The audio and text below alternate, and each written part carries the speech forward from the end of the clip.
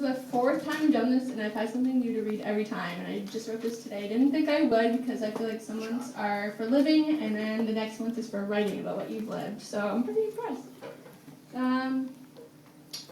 I like to memorize things, but this was not memorized, and it's also sort of, I believe in stealing artistically as well. I think that it's not what you steal, it's where you take it to. That's a quote I definitely like.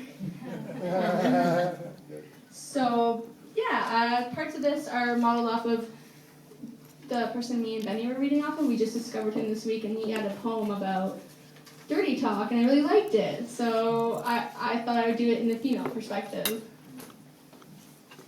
So if you have sensitive ears, I would say earmuffs. It's not PG-13.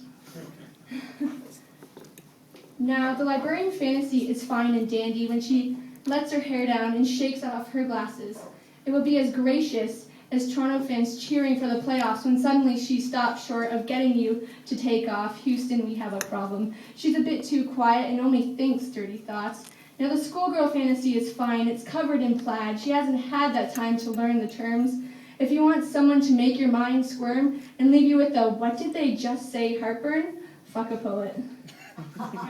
The average girl might say, "Glad to have met you tonight," but a poet will shield your eyes with her hand and say, "I'm going to make this dark room seem bright. Your moans will roll Shakespeare from his grave to life just to recite. Better 3 hours too soon than a minute too late."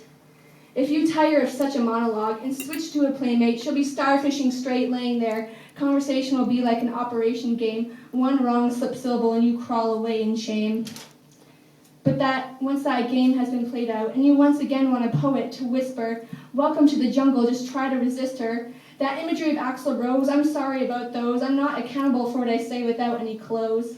I'll expose more than the bits, an expose on the alphabet that'll make you forget the silhouette of the Soviet Union, lose all the facts to make room for the reunion of falling breathy words to ears.